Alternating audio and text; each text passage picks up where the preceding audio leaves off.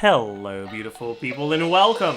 Hi to the Ineffa post-release video. Ineffa is a character that has received actually a decent amount of changes, but outside of just direct changes, there's also a few external factors that are a bit different, so we're gonna have a lot of stuff to correct in this video. As usual for the post-release, we go through the pre-release video, we talk about what we got right, what we got wrong, what we missed, and without further ado, let's just get right into it. That can make the average Lunar Charge damage contribution upwards of like 16k. It makes your average Lunar Charge damage somewhere around 20k every 2 seconds, which is 10k DPS. 10k DPS, when you look at current strong meta teams, is like 10% of the team DPS. And if your character is built fully for Lunar Charge damage, they should be doing more than 10% of your team DPS. And so the point I want you to take away from this whole thing is Lunar Charge is bad. That's with the assumption that Ineffa is the main Lunar Charge trigger. When you start looking at teams that have actual dedicated Lunar Charge carries with the upcoming Flins, Lunar Charge ends up being a little bit more of a portion of the team DPS. In this team, we have 110k for this, and if I remove the Lunar Charge reaction itself, 86k. So it's more like 20% of the team DPS than 10%, because you end up stacking a lot more different buffs. You just end up getting bigger procs. 20% is a bit more relevant for sure. That being said, it's still not an insane amount. One thing I want to address about the Lunar Charge reaction itself is, unlike Electro Charge, you don't need a lot of application to trigger it. So when your application is slower, Lunar Charge can actually end up doing more damage than Electro Charge and having a higher ceiling. That's mainly going to be noticeable when you play teams with Dendro characters. When you play teams with Dendro characters with like decent speed Hydro, the aura is kind of complicated, but the main thing you have to remember is that if you apply Hydro twice in a row in between two Dendro apps, the first one will trigger Bloom and that's it, but the second one will trigger Bloom and Electro Charge. The thing is, it's not going to apply a Hydro aura on the enemy, then that's assuming you have a Quicken aura with an Electro aura. Like, that's basically always going to be the case when you're playing Electro carries with a Dendro support. It's not going to apply Hydro on the enemy, but you will trigger Lunar Charge and Electro Charge, and so because Lunar Charge ticks slower, if you maintain the auras, it deals damage less often, but if you never end up with an aura, and it just triggers it whenever you apply Hydro twice in a row, then they end up ticking at the same rate. You only trigger it once when it reacts. And if that's the case, then that added damage that Electro Charge has from ticking more often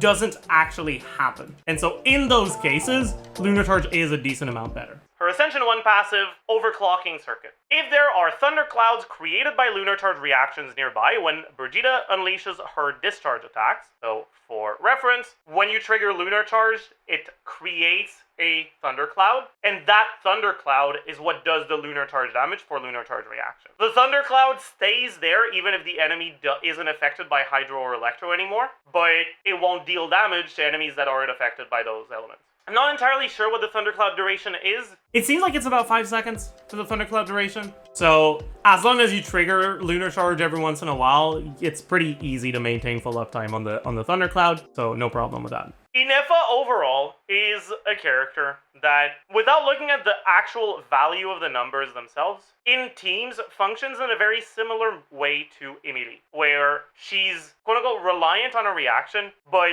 in reality, it's not the reaction itself, it's just that her damage is reliant on you triggering that reaction. However, she's stronger than Emilie. Okay, yeah, so that's half true. I mean, what I said wasn't wrong, but there is also another dimension to Ineffa that I wasn't really sure about in pre-release because we didn't have Flins leaks yet, but that has been confirmed now. Ineffa increases Lunar Charge damage by 14% multiplicatively, and Ineffa gives Elemental Mastery to your on-fielder. On top of that, Ineffa is an Electro character, so she generates Electro Particles and gives you Electro Resonance. All of that to say, Ineffa's a pretty powerful buffer for Flins, on top of having her personal damage.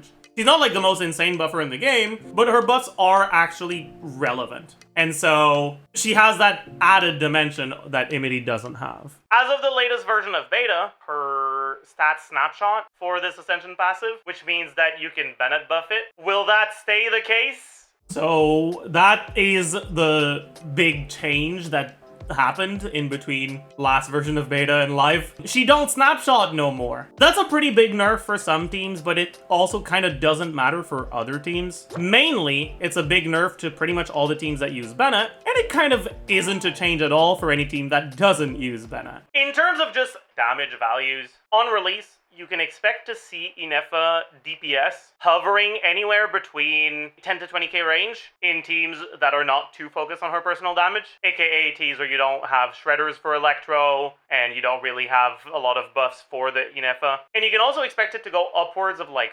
40k-ish in teams where your buffers do increase Ineffa's damage. Yeah, so that was with the assumption that you get the Bennett buff, and you don't, so it's not quite gonna reach that 40k-ish.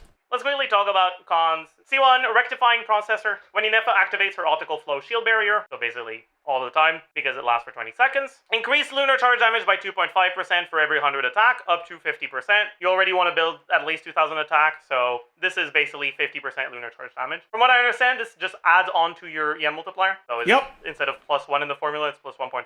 It's an alright constellation, but honestly, we still don't have a lunar charge focus carry, and we're supposed to get one in 6.0. And if that lunar charge focus carry actually does their damage through lunar charge talent damage like Ineffa does, then this could be a lot bigger of a deal. For now though, it's okay. Like it's not great, but it's not bad. Like Ineffa's C1 for Flins teams is pretty solid. It's one of the options you can go for, but it's not as good as getting Flins C1 or R1. I wouldn't necessarily recommend it over Flins cons if you want to vertically invest into those teams. C2, when she bursts, she gets an additional instance of damage, and the rest of the team gets a shield in co-op. But yeah, when she bursts, she gets 300 additional motion value, which sounds pretty bad until you realize, oh, that's lunar charge damage, right? So just like this 65 is actually doing a lot more than 65, that 300 is actually doing a lot more than 300. The biggest problem is she's a support character, and Constellations on support characters that are just personal damage don't tend to be as good. So depending on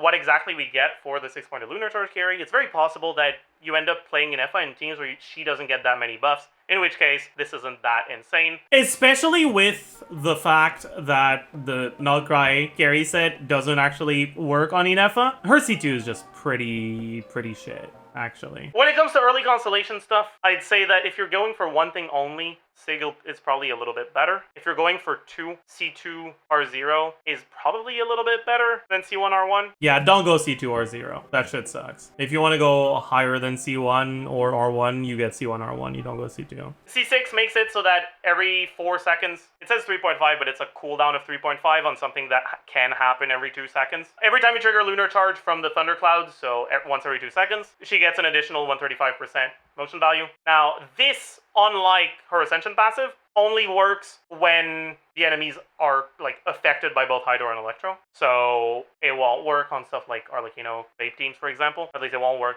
as well. But if you're going for C6, you probably want to play like pseudo carry Ineffa. This is 135% motion value every 4 seconds. This is 65 every 2 seconds. So it's basically giving you a copy of this. It's basically just giving you another Ascension 1 passive. Doesn't quite double her damage because the C2 gave you an additional source, but it's pretty solid Constellation.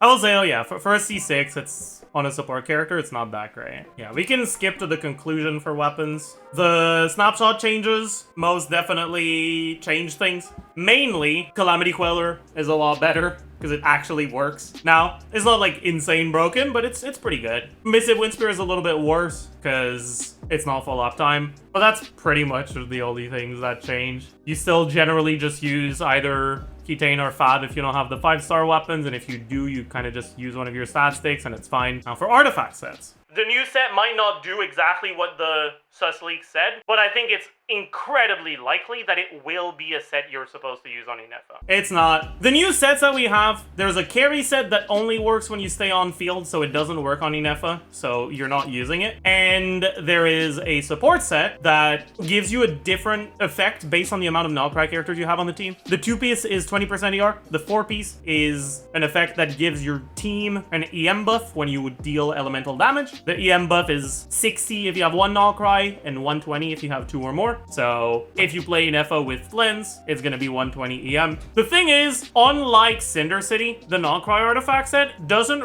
require the character wielding the set to be from non-cry. As long as you have 2 non-cry characters on the team, you can put the set on anyone. And because Ineffa is gonna tend to be a larger portion of your team DPS than your Hydro slot, you generally prefer putting that support set on your other characters than on her. That being said, even despite all that, because Gilded is such a pathetically shitty set, you're kind of better off putting her on TOM so that you get the TOM attack buff on your Flins. So your Hydro character on the new support set, Ineffa on TOM, and Flins on the carry set. Or Ineffa on the new support set, your Hydro character on Noblesse or TOM or whatever, and Flins on the carry set. But generally, it's either TOM or the new support set on her. Technically, like, you can use Gilded, it's not that much worse, but it's whatever. Point is, though, she didn't end up getting an actual dedicated set for her, so you can kind of just put her on whatever now. And yeah, keep in mind, right, just in terms of the amount of stats provided, 4-piece Gilded is 230 EM, or if you have an Electro character, 14% attack and 180 EM. Remember that a 2-piece of EM is 80, so it's basically the equivalent of 3 2-piece effects. In other words,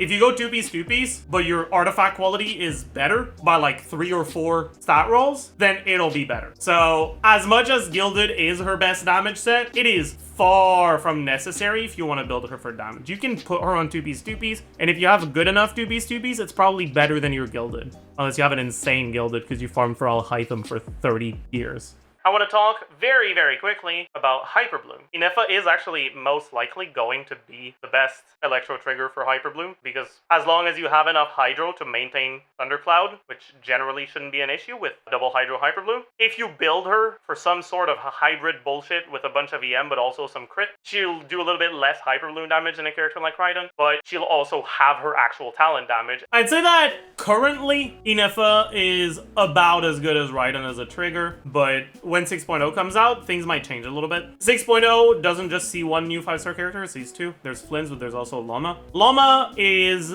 a bloom reactions focused character. Her gimmick is basically she makes all of your bloom reactions, so both bloom, hyper bloom, version, right, all that. She makes those do more damage, and she personally deals lunar bloom damage, which is basically just shiny dendro damage. But the main important factor is that she buffs your blooms. Now, the way that she buffs your blooms depends on how many Noctri characters you have. As of the latest beta version, as of recording this video, well, her burst just directly buffs the damage of your bloom reactions. Her skill shreds dendro resistance, which indirectly buffs the damage. And then the last way that she can buff it is through her Ascension passive, which allows your bloom reactions to crit with a 15% crit rate for 100% more damage. So just 15% more DPS from your bloom reactions. However, that only works if you only have 1 Noctri character on the team. And Llama herself is Noctri, so if you put her with Ineffa, you lose that effect. When you have 2 Noctri characters, instead of buffing the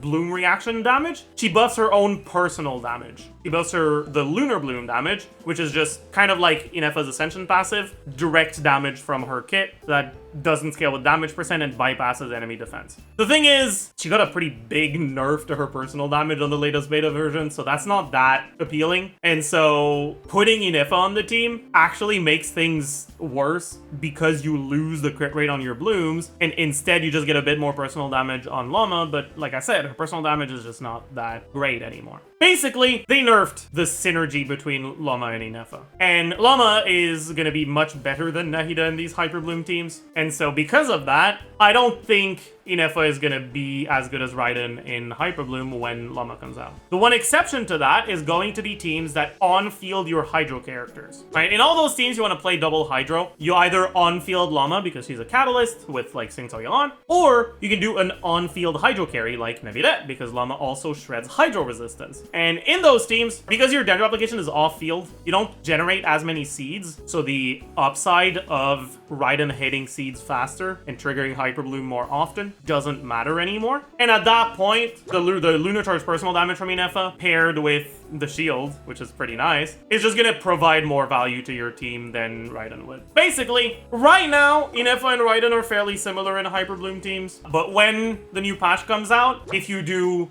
Llama on-field Hyperbloom, Raiden will be better. But if you do Hydro on-field Hyperbloom, Ineffa will be better. In Taser teams, right now the biggest problem is the lack of a good Hydro support for these Taser teams.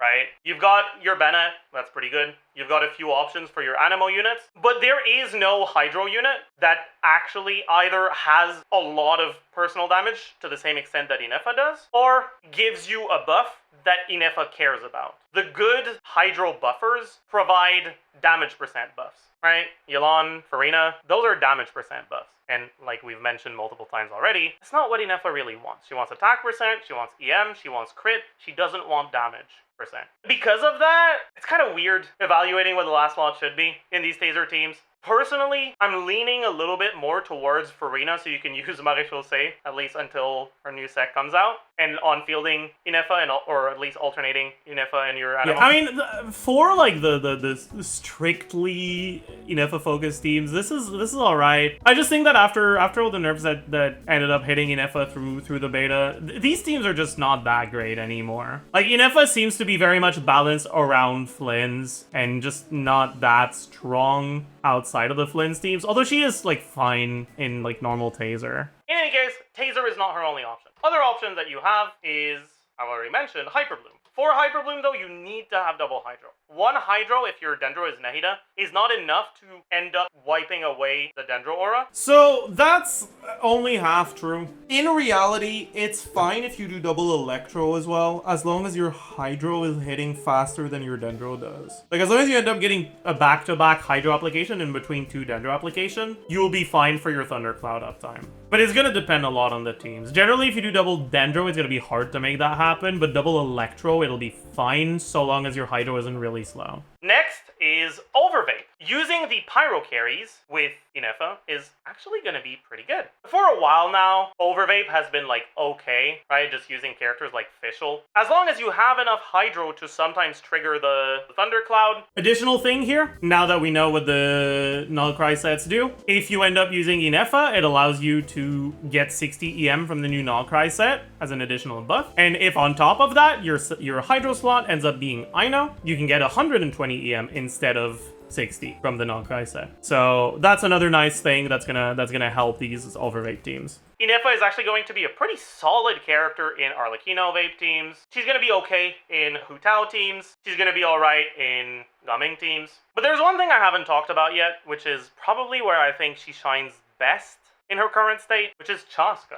I still think she's quite good for Chasca teams, but the removal of the Bennett buff certainly hurt her quite a bit. Ineffa is also a pretty viable option for Varesa teams, just because her numbers are just good enough to justify being usable in pretty much any team that fulfills her requirement of having a Hydro character. She won't be better than Eon-san, but she won't be that much worse either, which means when you have bosses that want you to use Electro Charge or Lunar Charge, like the upcoming Cactus. Yeah, honestly, against Cactus, Ineffa's not even that much better than Eon-san in those like Farina Shenyan teams. One of the main reasons why she's looking to be fairly powerful right now is the relative lack of options for electro damage dealers, right? You pretty much only have Fischl right now. That's like not bad. Ineffa is better than Fischl, but not quite as versatile in the sense that you need to use her with another Hydro, so you can't really use her in a Chevreuse team, for example. I guess I should quickly mention, I mean, technically, you can use Ineffa in a Chevreuse team. She's gonna be pretty dog shit there, so gonna do no